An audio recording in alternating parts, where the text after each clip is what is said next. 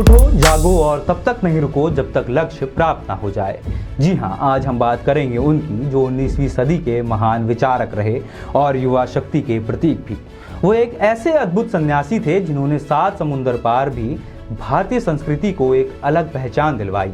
उन्होंने पूरी दुनिया को हिंदू धर्म के सिद्धांतों से रूबरू करवाया। उनका पूरा जीवन ही प्रेरणा का अपार स्रोत है।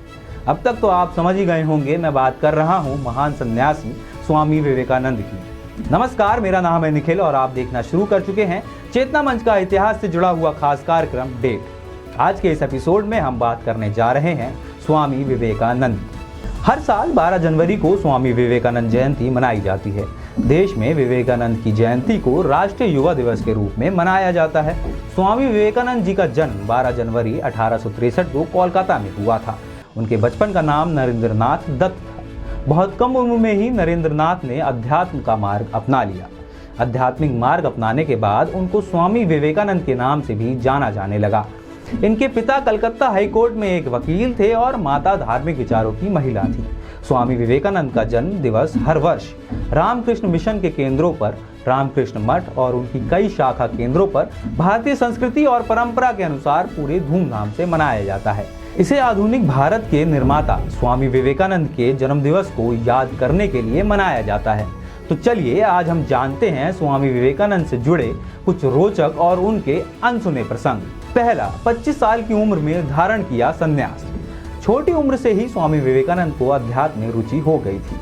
पढ़ाई में अच्छे होने के बावजूद भी 25 साल की उम्र में उन्होंने अपने गुरु से प्रभावित होकर सांसारिक मोहमाया त्याग दी और सन्यासी बन चले।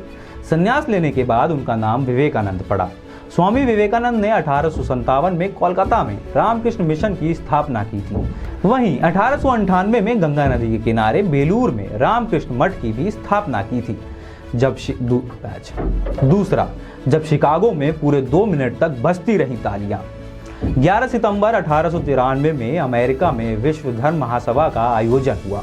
इस आयोजन में स्वामी विवेकानंद भी शामिल हुए।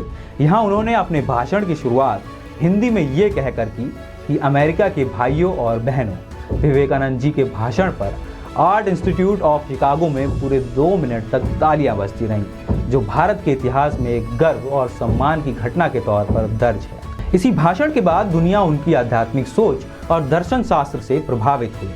तीसरा, जब विदेशी व्यक्ति के घमंड को किया था चूर। विवेकानंद जी अक्सर साधारण भिक्षु रूपी कपड़े पहना करते थे।